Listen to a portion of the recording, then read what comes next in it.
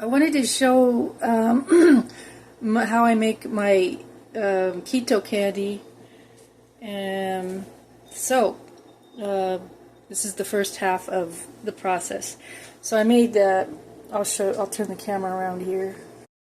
So this is the keto chocolate that I made. It's just 3 ingredients, 2 tablespoons of butter or coconut oil. This is 1 of each. And 2 tablespoons of cacao powder, and then 1.5 tablespoons of monk fruit sweetener. And then I open the date. They're really easy to open up with your thumbs. And then I would put, and this time I'm using cashew butter. And I found that putting the coarse salt on the chocolate, it just melts into the chocolate and it doesn't taste so great.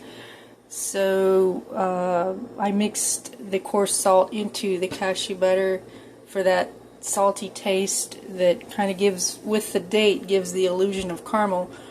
And then put in a pecan into that, close the date, coat it in this chocolate. And the date, or I wanted to say, I tried it without the pecan. I tried it with other nuts. The pecan is just out of this world, makes perfection. It kind of gives it gives a wonderful crunch to the candy. And then after I coat it in the chocolate, here's one of them that's done. And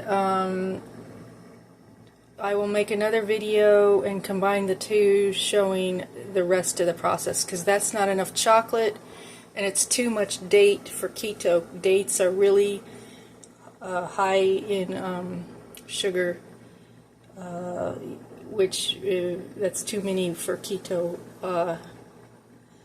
And then with the extra chocolate, it tastes even better. So I'll show that later. So I wanted to start with this butter here. This is, I decided to get, I think it's Irish butter. I'm not sure if it's Kerrygold. I guess not, Countryside. But Irish butter, including Kerrygold, it says grass-fed cows, from grass-fed cows. And this butter is way more yellow when it's melted than American butter. Anyway, I wanted to show, it doesn't have the markings on it for tablespoons like regular butter does. This is what it'd be 2 sticks, which is 8 ounces, half a pound. So I'm going to show you how to get tablespoons out of it, so you don't have to measure it with a tablespoon. I got to get a knife. So let's see if I can, well, I can't see what my camera's doing that way. Okay, so there we go. So I'm going to unwrap it and cut it in half, and each half will be 1 stick of the usual American kind of butter. Whoop. So not exactly half. Okay, still not. That looks more like it. There we go. Okay, and then each stick has 8 tablespoons of butter. So we're going to cut that in half. And then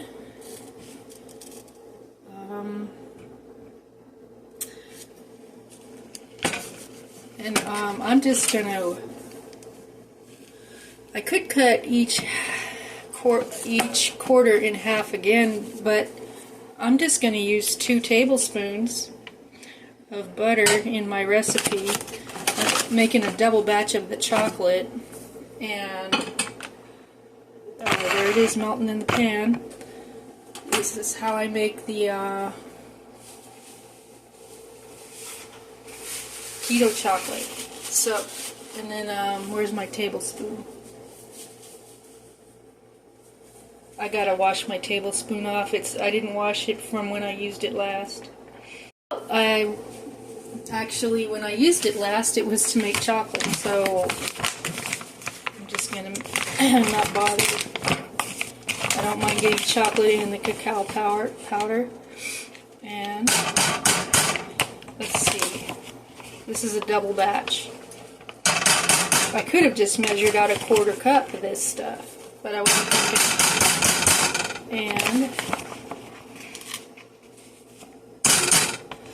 And then let's see. Let's see, here's my coconut butter knife. I wonder if you can see what I'm doing. Yes, you can. Okay, so 2 tablespoons of coconut oil. Yep, that's it.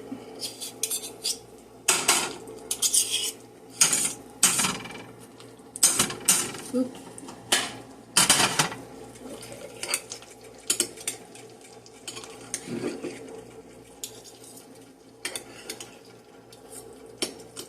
Whoops, too much.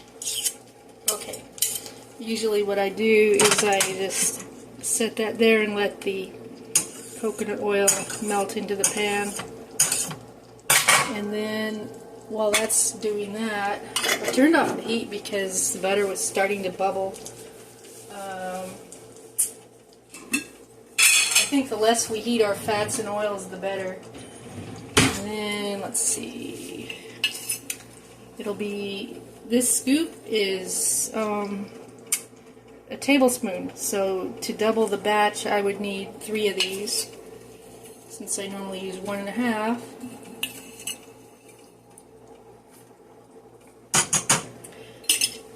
And I just mix that up, and I'll stop this video while I mix it up. So here are my chilled coated dates, chocolate coated.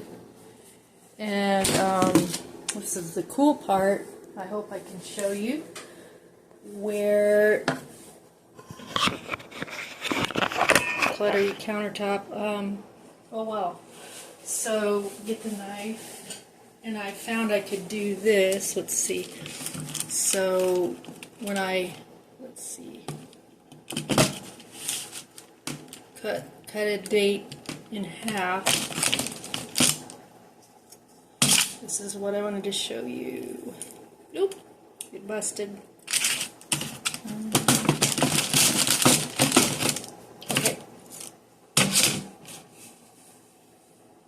So you see the pecan in there. I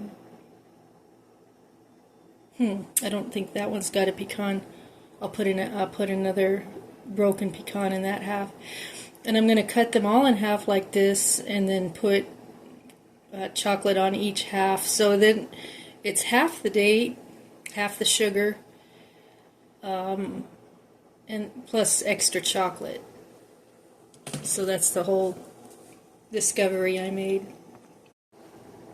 So I'm going to actually show you how I do this. So I got them all facing upward, and then some of them are holding, the ones that don't want to face upward, they're kind of holding each other up.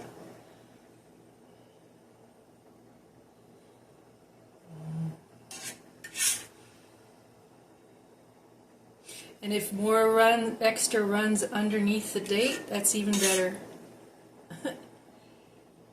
Because the whole thing is just a bigger piece of chocolate that way. So let's see.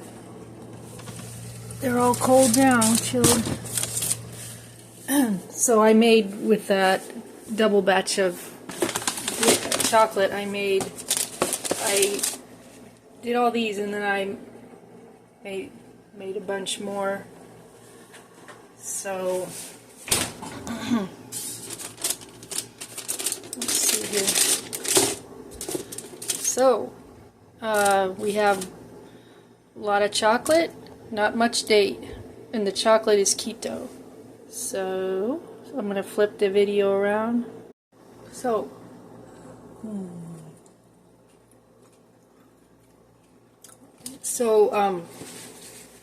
one date has about 14.4 net grams of carbs, and so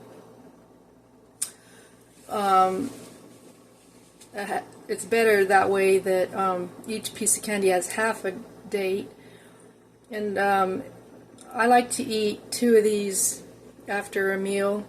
The meal with the protein, fat, and fiber in the meal helps slow down also the glucose, and that slows down the insulin, and it makes less of an insulin spike. And then insulin is the fat storage hormone, so that's how I can not gain weight and still have some candy.